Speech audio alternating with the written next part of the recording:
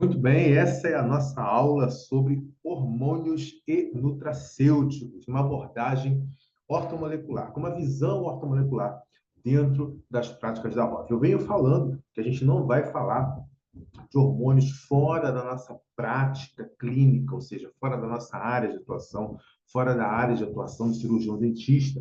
Talvez se eu estivesse falando aqui para outros profissionais da área, como profissionais da medicina ou profissionais da nutrição, a gente falaria até sobre alguns hormônios que estão ligados ao processo de emagrecimento e algumas coisas assim. Mas hoje eu quero falar com vocês de forma direta sobre a aplicabilidade dos hormônios e dos nutracêuticos dentro da ROF, dentro da harmonização orofacial.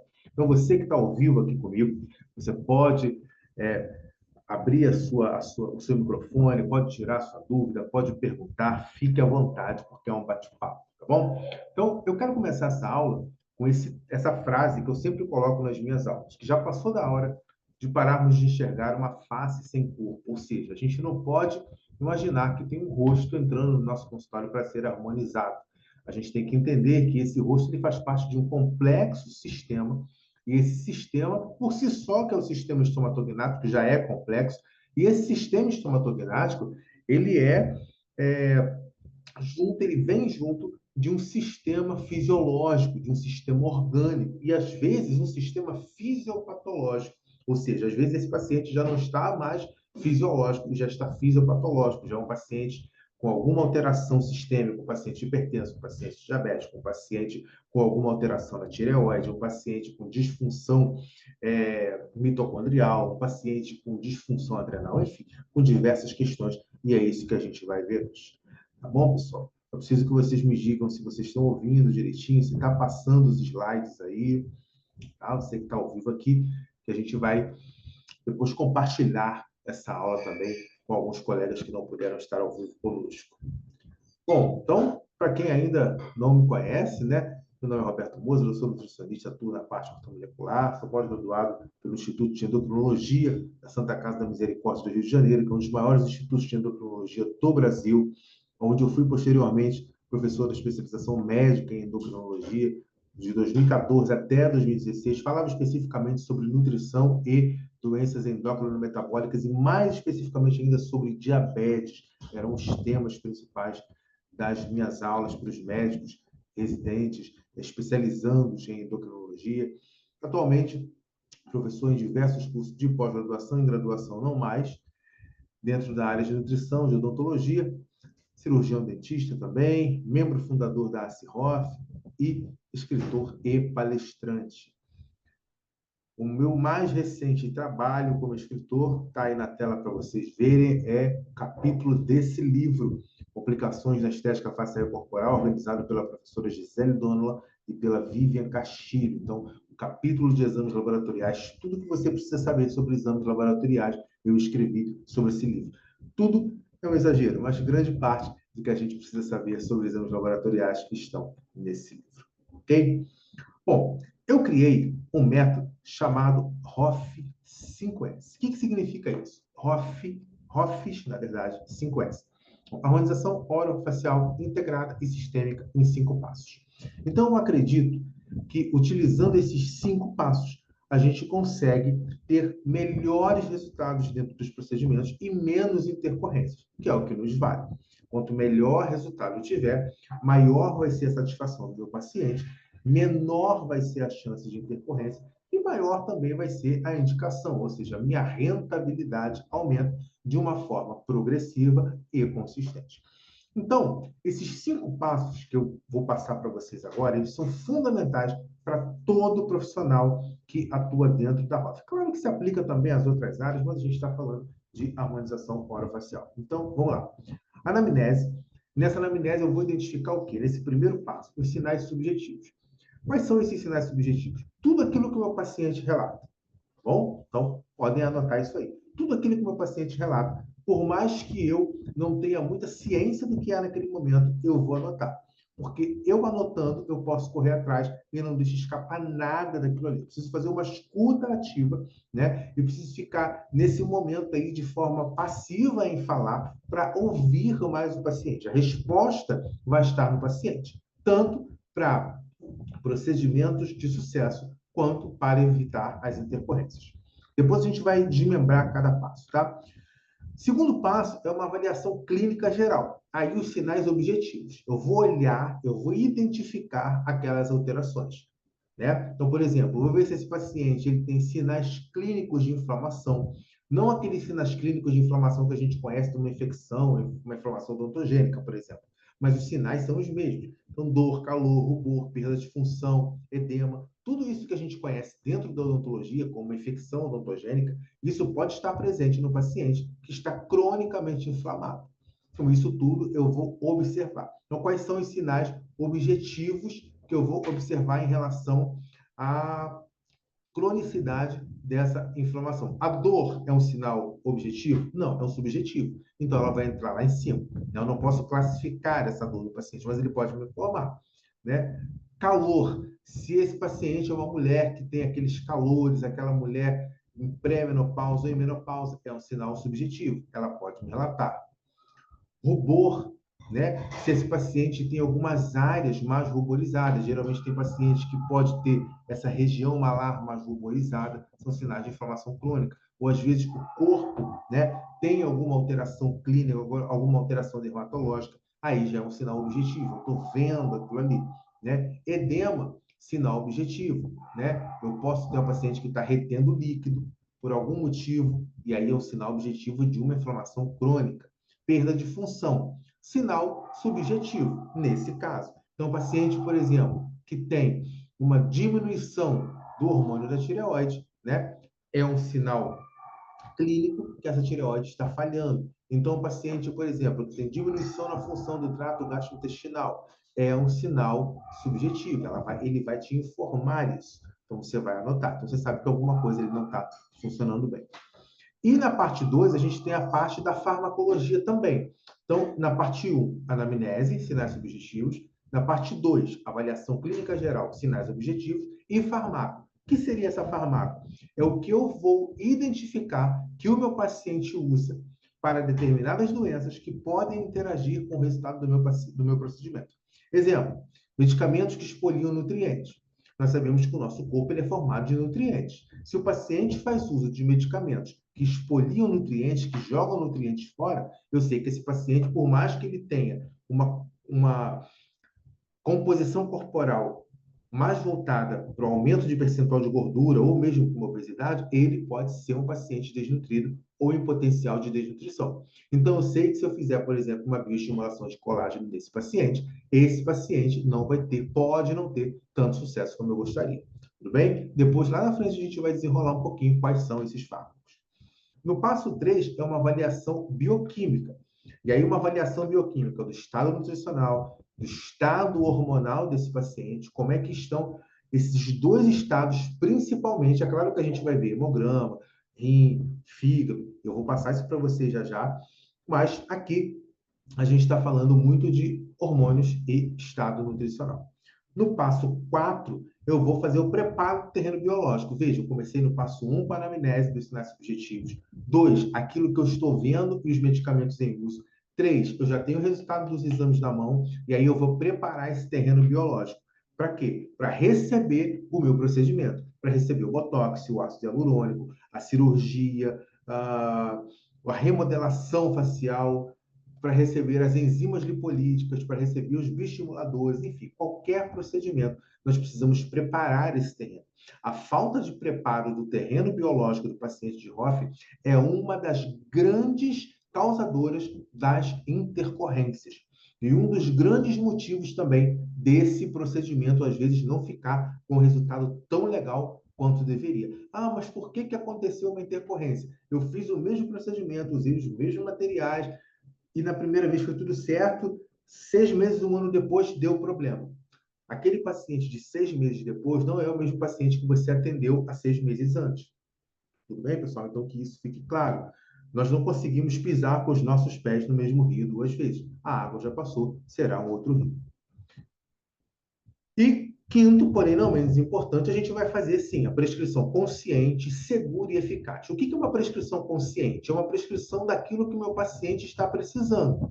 Não adianta sair com aquela lista de hormônios prescritos para o paciente, via oral, via transdérmica, de qualquer via, ou nutracêutico, se o paciente não precisa daquilo. Segura, tolerabilidade, margem de segurança e eficaz. Eu preciso fazer não uma subdose e não uma superdose. Eu preciso fazer a dose mais exata possível do que aquele paciente precisa. Tudo bem? Até aí, alguma dúvida? Vocês estão conseguindo entender? Estão ouvindo bem? Podem abrir os microfones aí e falar. Vou escrever quem preferir. Bem? Ok. Vamos prosseguir. Deixa eu fechar o chat.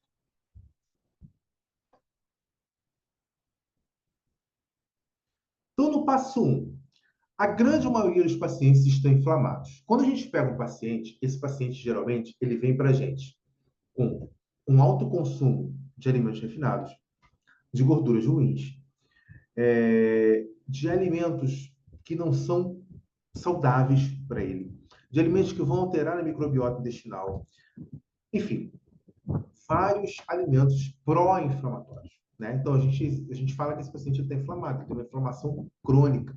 E esses sinais dessa inflamação, eles vão ser tão visíveis quanto daquela infecção odontogênica ou daquele processo inflamatório que a gente está acostumado a ver dentro da odontologia.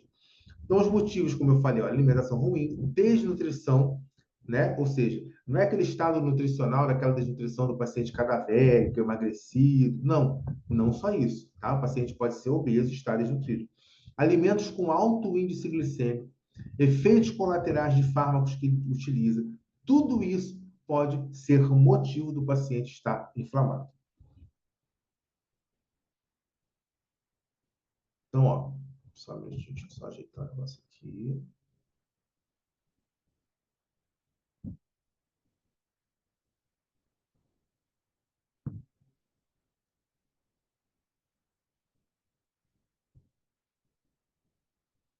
Pronto. Sinais subjetivos. Identificar se esse paciente é um paciente que tem poliúria, polidipsia, polifagia, que são as polis, que é indicativo de aumento da glicemia, dores de cabeça constante, esses fogachos, né? Diminuição da função do trato gastrointestinal, tudo que a gente já viu lá naquele primeiro slide. Passo 2, sinais objetivos. Diminuição do turgor da pele, alteração na coloração de mucosas, edemas, tudo isso é o que eu estou vendo. Então, são sinais objetivos. Vai entrar no segundo passo. Terceiro passo, os medicamentos que eu vou, na verdade, segundo passo ainda, os medicamentos que interferem no resultado dos procedimentos. Isso pode acontecer por diversos mecanismos. Então, olha só, vamos entender o seguinte: o sucesso do procedimento, ele depende do paciente, ou seja, do equilíbrio fisiológico e do controle da fisiopatologia. Tanto um paciente diabético quanto que não toma medicamento, tá? Quanto um paciente diabético que faz uso de determinados fármacos para controlar a glicemia, ele, se não for bem conduzido esse preparo do terreno biológico, ele pode ter menos sucesso no procedimento e mais chances de intercorrência. Tudo bem? Então, não é só a fisiopatologia, não é só a doença, é o tratamento para aquela doença que pode também interferir no resultado do procedimento do meu paciente e fazer com que esse paciente possa ter mais chances de intercorrência. Então, diversos medicamentos afetam essa fisiologia. Fisiologicamente, olha, nós somos feitos de nutrientes. É claro, o nosso corpo ele não é feito de botox, ele não é feito de estimulador, ele é feito de nutrientes. As nossas células são feitas de nutrientes e água. E diversos medicamentos vão fazer o quê? Destruir, espoliar esses medicamentos, jogar esses nutrientes, jogar esses nutrientes para fora, fazendo com que esse paciente passe do estado fisiológico para o estado fisiopatológico. Então, a partir do momento que esse paciente, ele é um paciente com diabetes, ele é um paciente com retocolite ulcerativa, ele é um paciente com doença do trato gastrointestinal, não só o paciente doente, mas também o tratamento vai fazer com que esse paciente, por si só, já passe do estado fisiológico para o fisiopatológico. Entendido isso, pessoal? Tudo bem? Muito bem. O próximo passo é uma avaliação laboratorial. Aí, terceiro passo. E aí eu tenho que saber por que eu vou dosar o que eu quero saber. Aonde eu vou dosar, por exemplo, os hormônios, eu vou dosar no sangue, eu vou dosar na saliva. Se eu quero ver, por exemplo, B12, será que eu solicito B12? Se eu quero saber como é que está a insulina no meu paciente, a capacidade da produção das células beta-pancreáticas, aonde eu vou dosar isso, ou o que eu vou dosar, né? E como interpretar de forma individualizada. Eu não posso simplesmente pegar aquele valor de referência do laboratório e jogar fora, mas também não posso ficar preso dentro daquela faixa que, na maioria das vezes, é muito grande. Então, eu preciso daquele intervalo que é grande. Eu preciso saber como é que eu vou individualizar esse resultado do meu paciente. E aí eu coloquei aqui, ó, alguns exames coringas. Então, ó, o hemograma completo, né? O hemograma completo a gente vai ver série branca, série vermelha, ver se esse paciente tem alguma alteração em série vermelha, se esse paciente tem alguma desnutrição em relação às vitaminas do complexo B, principalmente 6 e 12. Posso pedir separados os reticulócitos desse paciente. Série branca, ver como é que está a função de defesa do organismo desse paciente. Tá? Hemoglobina glicada, para ver essa glicação. Quanto maior for a glicação, mais inflamado o meu paciente está, menos colágeno ele vai formar e maior probabilidade de complicações pós-operatórias ele vai ter. Creatinina para eu ver o rim desse paciente. GGT para eu ver o fígado desse paciente. PCR-US para eu ver o marcador inflamatório desse paciente. Colesterol como marcador da tireoide e albumina, principalmente em procedimentos cirúrgicos e procedimentos que demandam uma alta energia proteica, ou seja, bioestimuladores de colágeno, procedimentos cirúrgicos por conta da regeneração tecidual, etc. Ok? E aí sim, prescrição correta, segura e eficaz é o quinto passo. Eu preciso saber, para fazer uma prescrição correta, segura e eficaz, qual é a dose que eu vou utilizar para o meu paciente, qual é a forma farmacêutica, é gel, é gás, é transdérmico, é líquido, é veículo aquoso, veículo lipídico. O que eu vou fazer? Eu preciso saber qual é a dose mínima e qual é a dose máxima, para eu não fazer, como eu já disse, uma subdose e uma superdose. Preciso saber quais são as influências que esse nutriente vão ter sobre os fármacos que esse paciente já utiliza para tratar alguma condição clínica, porque dependendo do nutriente, eu posso destruir a ação farmacológica do medicamento e o paciente ficar sem o tratamento, e isso é péssimo, né, para esse paciente. Eu preciso saber a interação entre nutriente com nutriente para não sair prescrevendo um monte de nutrientes se nada fazer efeito para aquele paciente, o paciente só gastar dinheiro, se frustrar, não ver resultado. Interação fármaco-nutriente, será que aquele medicamento não vai destruir a ação daquele nutracêutico? Então, como é que eu faço de forma segura? Qual é a forma farmacêutica melhor para eu prescrever aquele nutracêutico para que esse fármaco não destrua essa ação? E também a interação com fitoterápicos, que a gente vê hoje muita gente falando, não vou utilizar medicamento alopático, uso fitoterápico. Também tem e muita interação. Beleza, pessoal?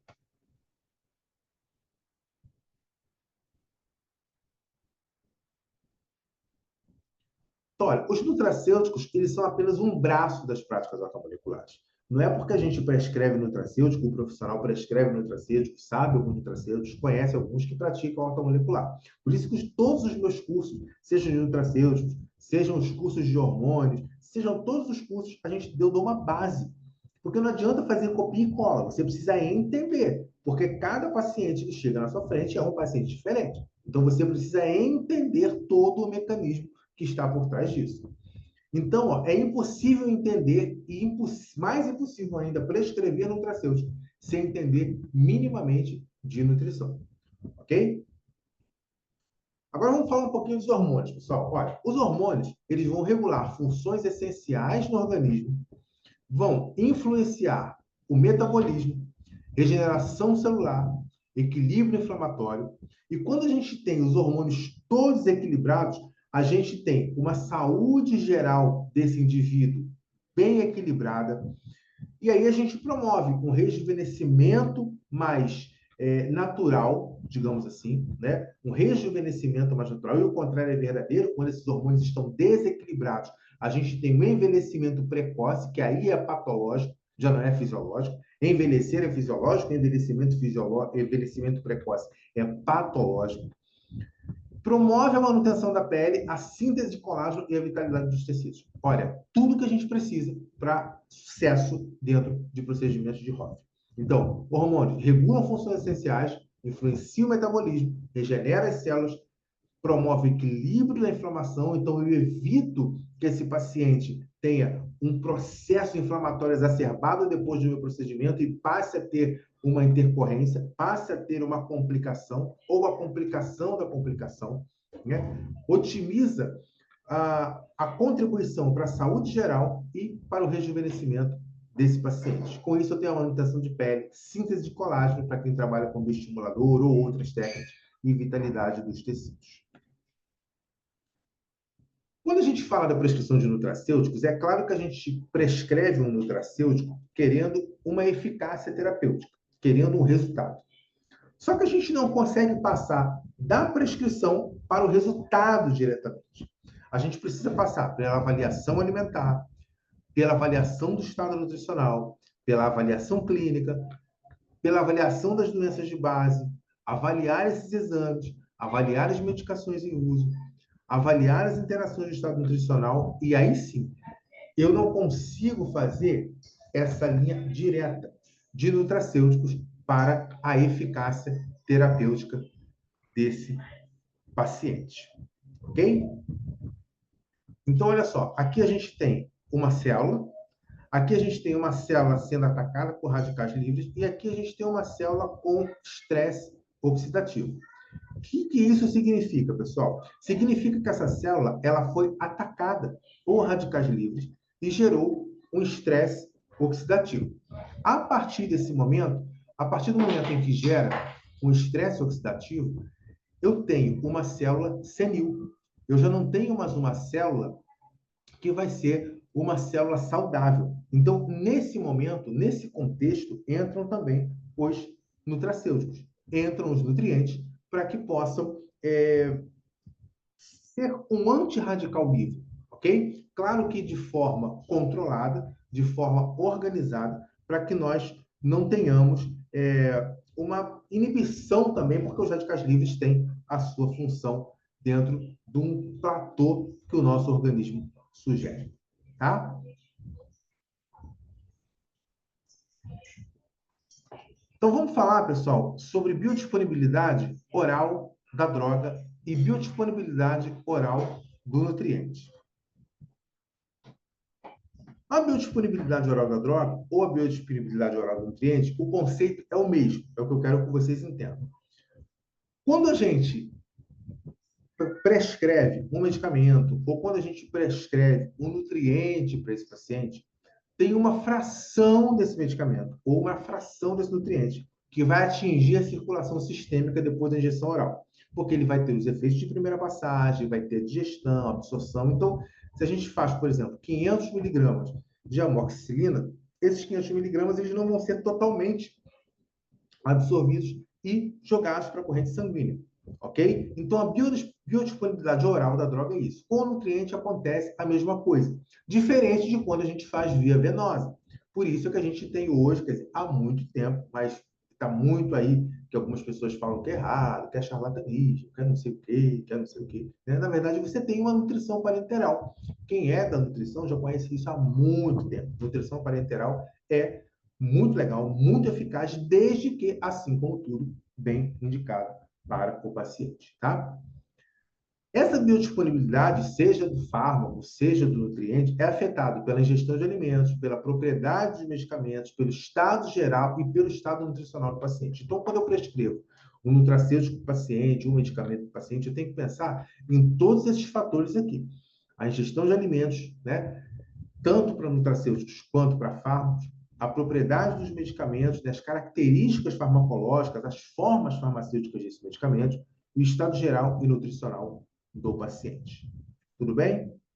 Como a gente viu no slide anterior, a mesma coisa acontece aqui com os hormônios. Lá a gente falou dos nutracêuticos, aqui a gente falou dos hormônios. Então, olha, modulação hormonal, eu tenho que passar por uma avaliação individualizada, pelo estado nutricional, pelo estilo de vida, o sono desse paciente, atividade física desse paciente, estado nutricional desse paciente, ter um bom acompanhamento, Identificar fatores interligados, então, medicamentos em uso, doenças de base, né, como estão ali, interações e estado nutricional, e aí sim eu consigo ter uma eficácia terapêutica. Então, vejam, eu não consigo fazer esse movimento da modulação hormonal para eficácia terapêutica ou dos nutracêuticos para eficácia terapêutica. Eu preciso fazer sempre esse movimento aqui, tá vendo? Passando por todas essas etapas para ter sucesso no meu procedimento. Então, olha só, alguns hormônios que vão ser altamente importantes aí dentro desse conceito. Então, ó, GH e GF1. O que vai acontecer? Em vermelho, ó, a perda desse hormônio, a diminuição desse hormônio, flacidez na pele, redução de densidade óssea.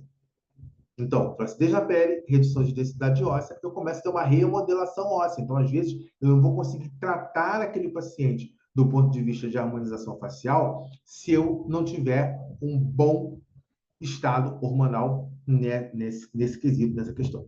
Testosterona, aqui, ó, tanto em homens quanto em mulheres. Elas vão, ó, atuar, claro que entre outras coisas, mas aqui o que interessa para a gente é na síntese de colágeno. A redução contribui para aumento da gordura corporal. Ah, quer dizer que então um paciente que fez um procedimento de redesenho de face, né? Tirou a papada, tirou aquilo tudo, fez uma remodelação facial e diminuiu a testosterona, posso ter um aumento da gordura corporal. Posso. Ok? Isso precisa ficar claro. Que aí, às vezes, o paciente fala, eu fiz o redesenho de face, eu fiz o procedimento e depois voltou tudo de novo. Como é que está a testosterona desse paciente? Então, olha como é uma segurança até para você que faz esse procedimento, né? O estrogênio, ele vai regular a elasticidade e a hidratação da pele, além da saúde óssea. Então, olha, a menopausa leva uma queda acentuada, resultando em rugas, pele seca e osteoporose. Antes disso, vem a osteopenia, né? A gente precisa ficar atento nessa questão. Progesterona, eu coloquei ali, ó. A queda pode levar a distúrbio do sono. Distúrbio do sono vai alterar o quê? Os hormônios, né? Toda vez que a gente dorme menos, a gente tem alteração em melatonina, em cortisol, em diversos outros hormônios na síntese de colágeno, no turnover de colágeno, no turnover de proteína, e isso pode estar ligado a uma queda da progesterona. Vai levar a ansiedade e uma inflamação crônica, tá? Então, esses são os principais hormônios aí no processo do envelhecimento. A gente tem também o DEA, né? Ele é precursor da testosterona e do estrogênio com efeitos anti-inflamatórios e antioxidantes. Lembra que eu falei? Antioxidante vai diminuir esse estresse oxidativo da célula. Quando eu diminuo essa ideia, eu tenho um declínio da vitalidade e envelhecimento da pele. Então, cortisol. Quando eu tenho hipercortisolismo, ou um paciente que faz uso de corticoide de forma contínua, paciente, por exemplo, com artrite reumatoide ou algum outro tipo de doença que tem essa necessidade, em níveis elevados, esse cortisol vai acelerar o envelhecimento da pele por meio do estresse oxidativo, que são aquelas células cheias de radicais livres, e inflamação. O controle do estresse é essencial para evitar os danos celulares. E também temos a melatonina, que vai regular o sono, regular todos os outros hormônios e possuir uma potente ação antioxidante, né? A queda da melatonina vai prejudicar a reparação celular e aumentar o envelhecimento precoce. Então, olha, o estrogênio, ele mantém a elasticidade, hidratação, espessura da pele e influencia diretamente a estética facial. O estrogênio também favorece a produção de colágeno. Menos estrogênio, menos produção de colágeno. E contribui para a firmeza, turgor dessa pele. Regula a distribuição da gordura corporal, impactando no contorno facial. Aquilo que eu já falei do redesenho de face. Fez o redesenho de face, depois de algum tempo, estrogênio, né, começou a cair, eu vou começar a ter maior gordura corporal. A progesterona, pela sua vez, ela vai equilibrar os efeitos do estrogênio. Ela vai atuar como anti-inflamatório natural, ajudando na reparação da pele. Vai auxiliar no controle do estresse, modula a retenção de líquidos, ou seja, paciente que tem baixa de progesterona, ele vai ter maior retenção de líquido, que é um dos sinais da inflamação crônica. Não, por acaso, ele é um anti-inflamatório natural. Ora, teve um declínio de progesterona, paciente ficou inflamado, sinal da inflamação, edema, né? Reduzindo também esse inchaço facial. Quando existe, né, um desequilíbrio, existe aqui, tá? Leve em consideração o S, por favor, por erro de digitação. Quando existe ou existe um desequilíbrio entre a progesterona e o estrogênio, né, a gente chama isso de predominância estrogênica, né? Uma predominância estrogênica, ela pode ter algumas influências dentro da ROF, né? Então, inchaço persistente pós-procedimento, né? Retenção de líquido, lembra que a progesterona, aqui, ó, ela equilibra os efeitos de estrogênio. Se eu tenho predominância de estrogênio, eu posso ter esse inchaço persistente pós-procedimento, posso ter uma resistência à lipólise para tratamento de redesenho de face. Então, ó, eu tenho uma resistência a quebrar essa lipólise, né? Eu tenho uma resistência a quebrar essa gordura, melhor dizendo. Eu tenho uma resistência à lipólise. Então, quando a gente fala principalmente de uma lipoenzimática, pior ainda, né? Porque a mecânica a gente vai canulando e vai fazendo a sucção. A enzimática não, eu dependo das enzimas destruir, fazer um efeito lipolítico nessas células. Piora da acne, deflamação cutânea após certos procedimentos, flacidez mais acentuada, mesmo após os bioestimuladores, né? Então, chegamos aqui, ó, modulação hormonal. O que significa modular? Qual a diferença de modular para repor? A gente vai ver isso aqui. Modular significa equilibrar, construir sobre módulos, né? E a modulação hormonal segue alguns princípios básicos, e um deles é iniciar essa modulação sem o uso de hormônios, e sim através da mudança do estilo de vida, alimentação e nutrição. E aí a gente tem o exemplo da insulina. A insulina é um hormônio que, quando ele está alto, né, quando essa insulina, esse hormônio está alto, o que a gente pode fazer? Diminuir a sobrecarga de carboidrato. Quanto menos carboidrato eu tiver, eu vou estimular menos esse pâncreas a produzir insulina. Posso também utilizar alguns nutracêuticos que vão sensibilizar a célula a pegar essa glicose, né? A insulina pegar essa glicose e colocar para dentro da célula. Então, eu posso não utilizar necessariamente os hormônios, né? Eu não teria aí um anti-insulina, seria um hormônio glucagon para injetar nesse paciente, mas eu posso fazer de forma fisiológica, através da mudança de estilo de vida, da alimentação, da nutrição e de alguns nutracêuticos, né? A modulação hormonal, ela restaura o equilíbrio e otimiza o funcionamento, para que o corpo possa voltar a produzir os hormônios de forma mais equilibrada. É uma abordagem preventiva. A reposição já é curativa, porque ela visa substituir o que vai estar faltando nesse corpo. E aí a gente tem hormônios sintéticos e bioidênticos, né? Os sintéticos são criados artificialmente em laboratório e podem ter uma estrutura química ligeiramente diferente dos hormônios naturais produzidos pelo corpo humano, ok? E essa diferença ela pode influenciar a forma como o hormônio interage com os receptores do corpo. É como se você quisesse abrir a porta da sua casa com uma chave que é muito parecida, mas não é a cópia da chave, né? Ao passo que os bioidênticos são quimicamente idênticos aos produzidos naturalmente pelo corpo humano, né? Então, a estrutura química é exatamente a mesma dos hormônios endógenos, né? Então, é como se fosse a cópia da chave do seu carro. Se você perder a original, você tem a cópia. Tudo bem? E a gente tem a tecnologia de entrega. A gente tem os hormônios comuns, né? Que são os convencionais. São geralmente administrados de formas tradicionais, como comprimidos, cápsulas, injeções, cremes, gel, né? E esse hormônio é liberado diretamente no organismo sem a utilização de tecnologia de controle avançado. Ao contrário disso, a gente tem os com tecnologia nano, que são os que têm maior solubilidade, estabilidade e controle da liberação do hormônio, proporcionando uma absorção mais rápida e eficaz no organismo. E aqui, eu não vou ler essa parte aqui, mas ó, a gente tem dois modelos de prescrição aí, tá? Três, na verdade, né? Com estradiol, com testosterona e com progesterona, ok? Claro que a gente precisa individualizar esse tratamento do paciente. Tá bom, pessoal? Alguma dúvida? Tudo bem? Então, olha, dessa aula eu quero que você guarde esse slide. O sucesso clínico, ele depende da anamnese, do exame físico, do exame laboratorial, de preparar o terreno e da prescrição. E aí eu volto de novo para a anamnese para ver se tudo isso que eu fiz aqui deu certo para o meu paciente. Ok? Esse é o sucesso clínico dos tratamentos de ROF. Entende-se como sucesso clínico aqueles procedimentos que dão certo e aqueles procedimentos que têm menor chances de intercorrência. Tá bom? Muito obrigado pela sua atenção, você que esteve comigo ao vivo. Você que está vendo também essa aula gravada, muito obrigado pela sua atenção. E em breve nós teremos o lançamento do nosso curso de hormônios e nutracêuticos, que vai ser divulgado amplamente aí nas minhas redes sociais e também no nosso grupo VIP de WhatsApp. Muito obrigado pela sua atenção. Tenham todos uma boa noite e um grande abraço.